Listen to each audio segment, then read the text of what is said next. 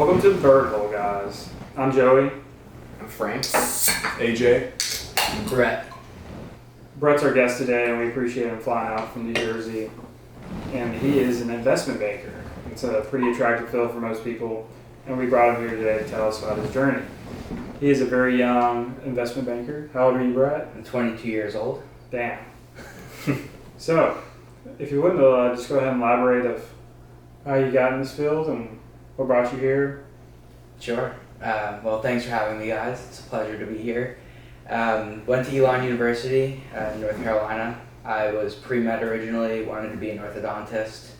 After a freshman year, quickly realized that wasn't going to work out for me, had no interest in it. Switched over to finance, followed my brother's footsteps. He was an investment banker at a big bulge bracket bank. For some reason was attracted to the long hours and hard work, and so I started recruiting. Took 2 years, but finally landed a job, and here I am.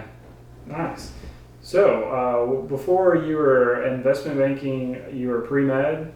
That's right. What class was it that you that struck you as this is not for me? It was going into organic chemistry. Organic? Yeah. I think each one of us at the table is taking organic chemistry. Yes, What were y'all thoughts on it? I think I'm more attracted to a SN2 reaction than SN1. Something about the bump of it, but no, it's not for everybody. You know, I wanted to be an investment banker growing up. You know, I was always, you know, when I was 13, I watched the movie American Psycho, and I thought, damn, I want to be a psychopath killer. And so I thought it'd probably be a good segue into that.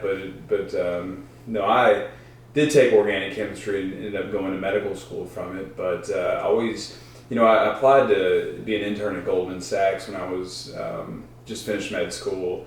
Went through the rounds of interviews. It's a brutal process. It's probably, I would say, more arduous than trying to get into med school. Just the processes and they treat you guys like residents essentially. In the medical world, we're kind of left to this device where we're under watch and kind of get beat to death for 4 or 5 years. But you kind of do the same.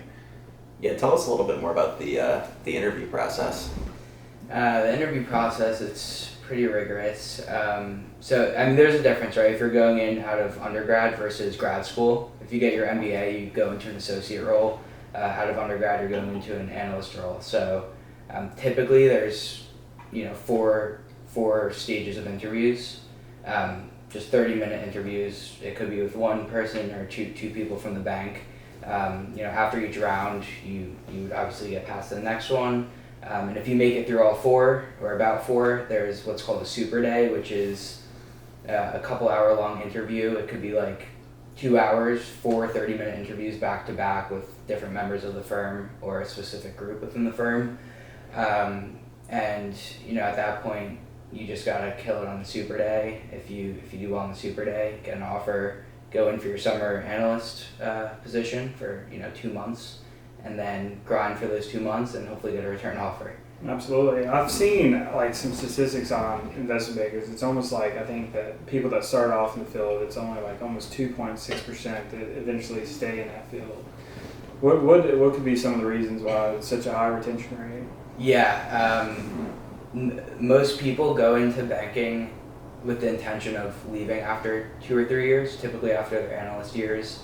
A lot of people exit into private equity, venture capital, corp dev, which is basically investment banking, but internally for a larger, you know, company, or they go off to do their own thing. And the reason for that is they're exiting because they think the hours are better and the pay is more, or if not more, the same. And so they think they can kind of gain a better work-life balance, which usually isn't the case. And also, you can only take a beating for so long, right? I mean, like 70 to 100-hour weeks, just week on end, it's brutal. So, you know, most people can't stick with that for too long. I would imagine not. Investment banking is kind of the premier form of finance, I think. You know, they divide everything into high finance and low finance, and you know, high finance, the upper level probably being investment banking, the low level probably being a cashier at Wendy's, which is pretty similar. But you know, do you kind of perceive yourself as like the top dog in there? Because I certainly do. When I think of investment banking, I think of, you know, you've kind of reached the pinnacle you're trying to reach this pinnacle of finance instead of doing something that doing your taxes at H&R Block and everything. And all these people have a business degree, so what kind of like led you to go for investment banking? Is it the money? Like, do you think that's a lot of it? Yeah, I think for a lot of people it's prestige, right? Like you said, investment. If you tell someone who kind of knows what's going on in business and you say you're an investment banker, they kind of look at you differently. That wasn't really the case for me. The money definitely plays a big role in it, right? There's barely any entry-level jobs out of undergrad that are making close to as much as I am. Yeah. So that was definitely helpful, and that was a big reason why I went into banking. But I think it's not even, and a lot of people also say like it's what you learn, like financial modeling, how to dig into a company and value it, what's it worth, should I invest, should I not. That is a big part of it, but I think for me it was really like, where can I go where I can learn to develop this very strong work ethic. And so like, here I don't have a choice. If I need to work, right? Or I'll get, let go. I need to work these 80, 90 hour weeks. And I think after a while, it almost becomes natural. And so I want that. I want to be able to work even when I don't feel like working. And so that was very important to me. Yeah, that's huge. And for the folks watching at home, he is currently working right now. It's 10:30 at night, and he has his laptop set aside. So for anybody going into investment banking, I just want you to know that Brett is an extremely hard worker. He's putting in the hours right now. There you go. Appreciate that. Hopefully my employer sees That's that. it. It definitely is. Tell us about the money in like investment banking. We look, and I go on Reddit pages looking just to see, kind of comparison. But, if I had to think of, the highest, earners, I would think that, investment banking high managers would be the most. Can you go over the numbers and like what actually people make in investment banking? Yeah, I mean it differs from bank to bank. I'm at more of like a very specific catered middle market bank, and so middle market's pretty broad, right? Like we handle deals anywhere from $30 million to $400 million. But I think you can look this up anywhere. I think street pay for an analyst one salary is probably around $100,000. The bulge brackets are probably paying around 110. The elite boutiques are probably paying around the same, if not a little bit more. What's an elite boutique? So the way I think about it is like, the bulge brackets, like Bank of America, Credit Suisse, well, not Credit Suisse anymore, but Deutsche Bank, Morgan Stanley, those types, JP Morgan. They're handling these multi-billion-dollar huge deals that you probably read in the Wall Street Journal. An elite boutique bank they handle basically the same size deals, but it's a much smaller firm and typically only like an investment banking team. Yeah. So instead of like hundreds of people in an investment banking division at Goldman Sachs or whatever, it's 50 people at an elite boutique that handles these like $20 billion transactions. And so those are typically harder to get into, right? Because they're only recruiting so many people, and they're only willing to have so many people on the team. Yeah. They're also selective schools, aren't they, that they pretty much recruit from? That's right. It's really hard to get into banking if you come from a non-target, and non-target's like, basically, target schools are like Harvard, Penn, Duke. I don't even know if Duke's considered a target school, but those types of schools. And I think there's a stat that out there, it's like 1% of people get into banking or something crazy. It's like harder to get into banking than it is to an Ivy League school. And so, yeah, it's really selective. And then, sorry, to go back, in terms of money, right, it's like 100, 110 for your base salary, but a huge part of a banker's compensation is their bonus, and that's typically from 75 to 100% of your base. How much is a bonus? Like, what am I thinking here? It's like, if you're making $100,000 salary, you can bring in another $100,000 bonus every year. How do you calculate bonuses? Sorry, Frank. A few things contribute to it. It's your performance, your team's performance, and your bank's performance. So how do they measure that performance though?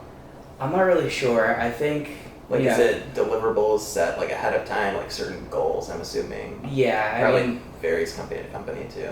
Yeah, that's right. I mean, the firm goal is, it's pretty easy to see. Like, is our revenue up? Are we doing well? Is our income up, right? Like, if the firm's doing well, then you're probably going to get paid more. Is your team, specifically your team, doing well? Like, if you're in the tech coverage group or healthcare, whatever it is, how much money are you bringing into the firm? And then, like you said, on performance-wise, I think they kind of just like benchmark you against other people in your group. Are you doing well compared to everyone? Are you not? Are you falling behind? Can you not keep up with the late hours? Like, are you making these stupid mistakes? That sort of stuff. Is it pretty objective, you think, in how they determine that, or do you think a lot of it's like more so reputation? Does it look like you're working hard? Yeah, it's really hard to say. I think it comes down to not like what you're doing in the beginning, but like kind of where you end up at your end. Like, it's almost like how much have you improved, rather than, I think there's a pretty good standard. Like, it's easy to tell, especially for someone who's been in banking for a while, right? Like, it's easy to tell how you're doing, and so I think there's pretty easy like metrics that you have to hit to get a good bonus. Is there any like sabotage between like associates and that kind of thing? Do you know how cutthroat is it? It's pretty cutthroat. I think there's a clear hierarchy in banking, right? Like, you don't overstep anyone. I'll rarely ever send anything straight to my VP. It'll go to my associate first, and if I send it straight to my VP or MD, it's like, I'll get looked down upon. So no one really tries to overstep another person. If there's a couple of analysts in the bullpen, like, they might try to fight each other and try to get. I want to get staffed on this deal. Like, they'll try to almost take in more than they can handle, and so that can also be a problem. But no, there's no fighting between different level positions. So, like, say, I'm sure you have a lot of buddies that were in your position that were searching for investment banking positions, and a lot of them probably weren't successful due to the high competition. So what do you think those guys end up doing? I mean, for my school, not many people try to go into banking because there's not a big outlet of bankers from Elon University. So I can't really tell you that. I was competing with, like the Dukes, the Harvards, all the guys that have a chance of getting into banking. I was pretty lucky. But the guys that are in finance that don't go into banking, they do just like mainstream jobs, like financial advisors, wealth management, sales and trading, that sort of stuff. I don't really know much about it. It was never interesting to me. Absolutely. So you just went for what you wanted and got it. Yeah. That's awesome, man. Yeah. That's So- huge. So what do you think, I guess, made you stand out on your interviews and actually land you the job, especially right out of school? Yeah, I mean, you can pay a couple $100 for these guides, and there's very like strict guides, right? It's like a couple 100 pages. They have 400 plus interview questions, and you just need to know it like the back of your hand. And they don't, I think my understanding is they don't really care if you screw up like a technical question, EBITDA questions or cash flow questions or evaluation questions, is you're a junior in college. But I think what differentiated me versus the other candidates was my story, right? You have to have a very good story. Like, not just I want to be in banking because I want to work till 1 a.m. every night and I like money. Like, you need to have a story, right? And so it's catered to the firm, the location, the specific group, right? I'm in the healthcare group, so my brother's a recovered heroin addict. He got clean, went into banking and then started a behavioral health company, a drug rehab facility. And so I kind of took that, mixed it with my pre-med background and my care for him and my interest in behavioral health, and kind of made that into my own story. Like, Super unique. Yeah. Absolutely. That definitely make you stand out. Yeah, definitely. I don't know many people who have that experience, or to kind of come back from that. It's hard to think of. Yeah. Just a quick question, like, how many places did you interview for before you got selected? So that's probably the worst part of the whole process, right? It's not as easy as just, like, a lot of jobs you can just apply online, and that is the case at some banks, but it's a tedious process. LinkedIn was my best friend. I had to cold email and just message people on LinkedIn. I have 1,500 connections on LinkedIn. I probably reached out to 1,000 of them. I got probably 200 responses. Of those, only so many people hopped on a call with me. if they like me, they tell me to send me their resume, and then they'll send it to HR. HR might reach out to me. So in total, between both my internship recruiting and my full-time job recruiting, I probably went through interviews at 40 different firms, and then, you know, the number of interviews I've had, probably like 60, 70, 80. It's huge. It's brutal. It is. I mean, that's pretty much what you see with the job world. So if you're out there hunting for a job, don't get down. Keep going at it. It's really a numbers game. That's at it. this I mean, point. the more you apply to, the better chance you have. I mean, as you can hear, Brett's a go-getter. He's doing it. But enough of banking. Let's talk about what you do in your free time. Free time. hear Let's see. I train jiu-jitsu. I've been training for a few years. It's a big part of what I do on my free time. Right now, I used to train at a big gym in New York, but kind of just checking out different gyms throughout the country right now on my free time when I'm not working. But I like to travel. I try to travel as much as I can, hang out with family, friends, see movies. Do you think everybody walking around, like, who kind of pisses you off one way or another and they're wearing a suit and tie, or you're like, I can choke them out so easy? And do they know how easy you can choke them out? Sometimes I think about that a little bit. Yeah. You know, especially if someone's rubbing me the wrong way. It's So you're the nicest guy I know, so I don't think there would ever be an intimidation. But just knowing that fact, I think I could think twice. Yeah, it's definitely good to know, right? Like if someone's pissing me off or something, like it probably wouldn't be that hard unless I have some sort of fighting or jiu-jitsu background. Yeah, it's definitely interesting knowing that, because I weigh 160 pounds. I'm 5'11". I'm not a big guy by any means, but it's almost impossible for someone that doesn't train jiu-jitsu or doesn't have a wrestling background to really beat me in a jiu-jitsu match. It's tough. I mean, fighting somebody that knows how to fight is tough. You think you can fight till you're with somebody who actually knows how to fight. It's like jiu-jitsu is the testament. Watching those old UFCs, when you saw Royce Gracie, who weighed 160, 170, he was fighting 300-pound guys. There was no weight class. It was just brutal, and he was beating these guys left and right. Nobody knew jiu-jitsu back then. Yeah. But it's a good sport to train, and the technicality, somebody who's smaller has a chance. You know what I mean? Yeah, I mean, it's unlike other sports, right? If you get into a fight with someone and you're both standing, right, it's almost like one lucky shot will do it, right? Absolutely. If you swing, and really anyone can swing, I Yeah. think. I've never been in a real street fight, and I hope to God I never will be, but it's like one lucky swing is all it takes. Yeah. Whereas if you're rolling with someone, if you're training with someone, there is no luck in it at all, right? You can't. It's a very complex sport. I think they call it like human chess in jiu-jitsu, and so there's absolutely no luck. It's all how much time have you spent on the mat, what techniques do you know, what are you good at, and Yeah. Here's a question. So out of all your experience, who do you think would win in a fight between Elon Musk and Mark Zuckerberg? That's a good one. That's Yeah, a that's good a great question. question. I'm an Elon Musk fan. You went to Elon University. I did. Yeah. Named that's after Elon Musk. right. Yeah. All hell. So I would like Elon to win, but I don't think he has a chance. Just because Zuck has been training for a while. He He looks good, doesn't he? Have y'all looks seen good. those pictures on the beach? Yeah. Yeah, he's looking good. Have you seen Elon Musk picture on the beach? Yeah. It's not bad. It looks like Boo from Mario. At least we know he's Yeah. working his ass off. He in the is. factory. He's a genius. Yeah. But no, I mean, Zuck's been training before this whole thing kind of became mainstream, and he's done a couple Grappling Industries tournaments. He's won. He got gold in at least one of them I know of. Yeah.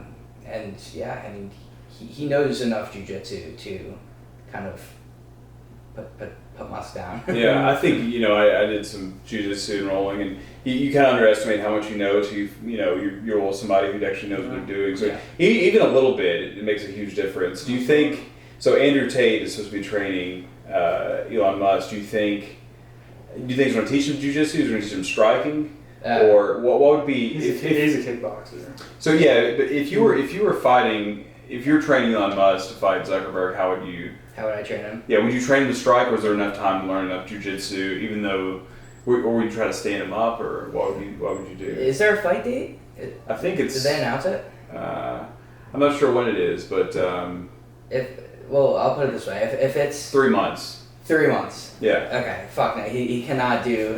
I wouldn't teach him jiu-jitsu. Yeah. I would just teach him the bare minimums, like escapes, how to escape. Yeah. Maybe like, how to choke from mount if he gets there. Maybe a takedown or two. But Yeah. I mean, he has a very small arsenal. He's got to bring out some punches. I'd break up the Tesla flamethrower if I was. There you go. You hide it in the corner under the turnbuckle. That's it. Yeah, if they were allowed to Right. bring their technologies, Oh. then who would win? It would be. See, Zuckerberg can send a lot of gossip and make Elon want to kill himself. So that's a suggestion. Yeah. He has a lot of. He'd hack into Amber Heard's Facebook and or she'll do it himself. But I don't know if Zuck has much firepower as far as technology. Elon's got rockets. He's got the Oculus, you can do some damage. We've all seen those video shorts of people putting those on and going to town. Yeah. You never know. In terms of physical manpower, Musk would win, but in terms of like technological manpower, Zuck would win. Yeah. Right. Makes sense. For sure. So what kind of cars are in the garage at your work? That's a great question. That is a great question. There are a few Porsches. What kind of Porsches? There's a Cayman. Mm-hmm. What is it? The SUV. Yeah. It's like the overpowered one. It's like the turbo or something. Yeah. Something S.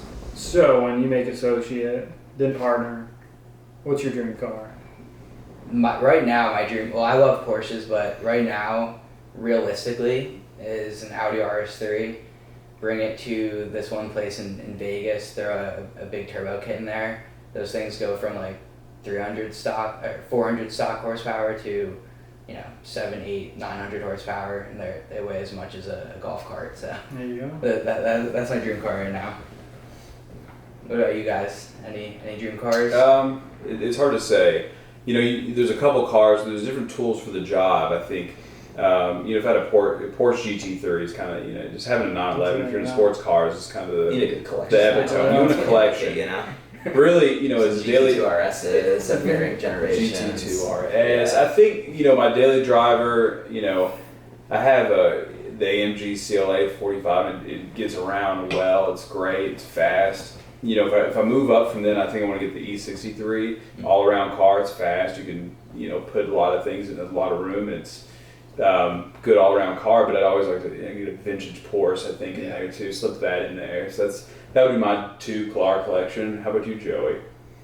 Man, for a daily driver, it's hard to go wrong with that. The G-Wagon, G-Wagon AMG. A little flashy, but it's a tank. It gets you where you're going safely too.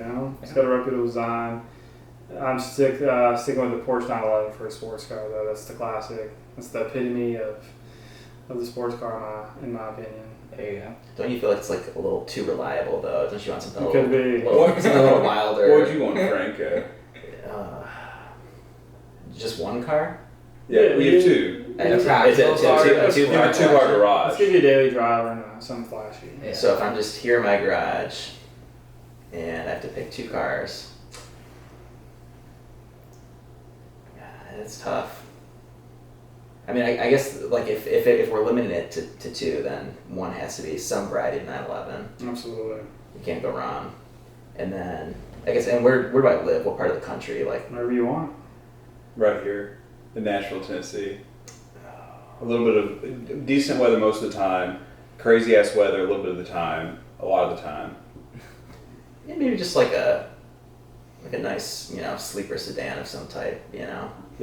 So, What's the sleeper sedan? Maybe like D-badge an old M5 or something. You're a BMW guy. What kind of car do you have now? M550. See, 5 that's- Series, yeah. Quick question. What does BMW mean?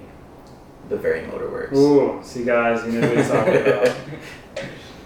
If I could go for 2 cars, dream cars, not realistic, I'd go for a Cullinan, Rolls-Royce Cullinan.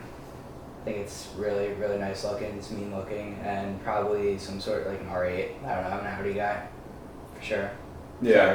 Sorry, Sorry, Frank. I don't really, I don't have a ton of brand loyalty. I just look for the best tool for the job. And Absolutely. Yeah. German sedan is the I've perfect always been a German guy. You know, the American cars, you get a lot of horsepower, but it just doesn't harness it well. It's not the same. The whole engineering, you want the whole car. It depends what you're going for though too. I mean, if you're trying to build a drag car or Grow your mullet out. yeah, Yeah. You have both. What so what do you think, you know, when you go to the bar and you tell girls you're an investment banker, how is the reaction? If I had to lie and go to the bar and tell, you know, girls what I am, I think investment banker would probably be top 5, I think. What do you think? What's the impression? It's not as flashy as you might think it is to women, because they most of the time have no idea what the fuck it is. Yeah, what do you How think? many times do they question you and say, "Are you a teller?" No, they honestly think I invest like in companies, like oh really, like what trade, what stocks do you trade? It's like that's not how it works. What do you tell them?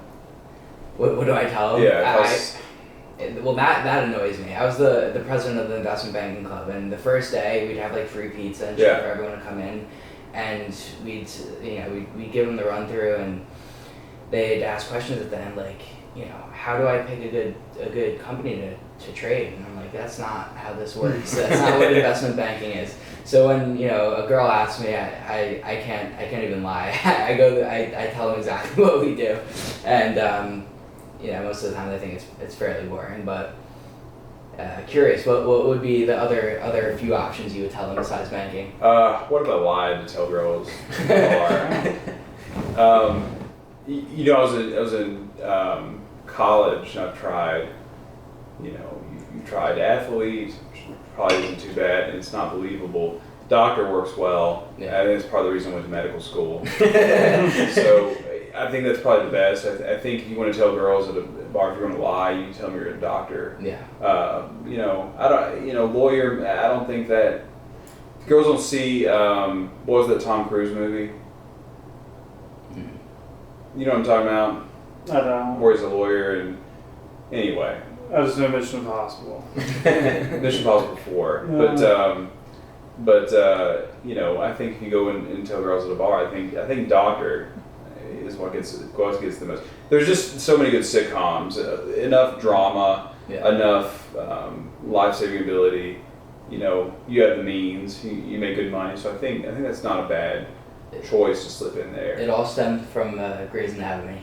Pretty much, yeah. House. House, A lot of girls out there want to fuck House. There you go. ER, That's for sure. yeah, exactly. The Good Doctor. Good doctor. Yeah. Frank, is that one of the reasons Gives you them wanted charms. to become a doctor? Not particularly. I don't know. I just always had a love for science and just felt like it's a pretty good option in terms of like actually having an impact on people, and you get to kind of see the fruits of your labor a little bit when people are happy to be alive, and it's Yeah. there is some rewarding feeling behind that. So I don't know, it's all just kind of a blur. It just takes so long, and then you look, and then you're done, and you're practicing, and it's Frank's probably the youngest doctor I've ever met, though. Frank, how old were you when you graduated from high school? oh gosh, like 16 maybe. So you're 16, he went to med school and he came out. He's a full-fledged attending doctor where you're 27, 28. Yeah, I guess, yeah. It's unheard of. Almost as unheard of as a 22-year-old investment banker as well. So we have young prodigies here. Yeah. With So both. it's impressive. And again, What would you say, if I wanted to go into it for the money, would you tell somebody to go into be a doctor or I go would- into investment banking, Frank? My advice to people when they ask me that is just go into it if you think you would regret not going into it. Yeah, That's really that's the only reason to do it. yeah. Because it's, the more you get into it, like objectively from the numbers, it's a very expensive thing to try to do. It takes forever to pay off. Yeah. I mean, you could just, I don't know, make risky options plays or risky not a bad crypto option. bets, and you might come out ahead, or you might be in the, I don't know. It's, I guess some of the safer parts of it is that society needs you. It's an inelastic thing you're providing. It doesn't really matter what the economy is doing. People are they need people to take care of them and Absolutely. treat their conditions and things. So, Yeah, how much money do you see doctors make? how much have I seen them make? Yeah, how much money do doctors make now? I think it depends. I think the people that make the most are leveraging it into kind of other things, whether it's industry or being spokespeople for drug companies or things like that. You'll see. I think that's if you're really trying to rake it in, then you kind of have to go that avenue, because just working alone, the hours you have to work to. I don't know. I just feel like there needs to be like a little bit of balance, because you burn out. How many hours do you guys work in a week? It just depends. It See, depends, I'm a neuroradiologist, which is at this point medicine adjacent to everything. Hours worked on the week, it's usually about 10-hour days, usually 50 hours a week. I work weekends here and there. So the hours are good. The pay is for radiologists is amazing. The discrepancy in medicine is very widespread, and it's definitely not fair. I mean, pediatricians deserve to get paid more than they do. Radiologists are at the upper level just based on reimbursements we make, and it's the way residencies are controlled and kind of the supply demand and what you can do. And if you're a radiologist, you can make $700,000 a year really easy. You obviously work hard, but far from medicine, it's a pretty good job, I'd say, in the scheme of medicine.